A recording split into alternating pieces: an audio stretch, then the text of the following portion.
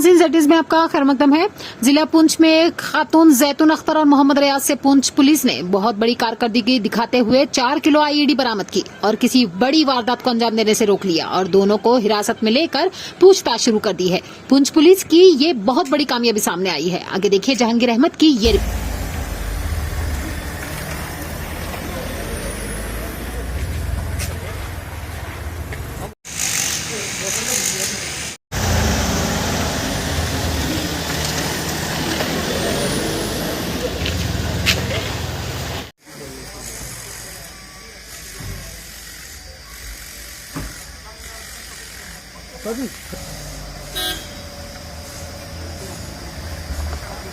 Woo!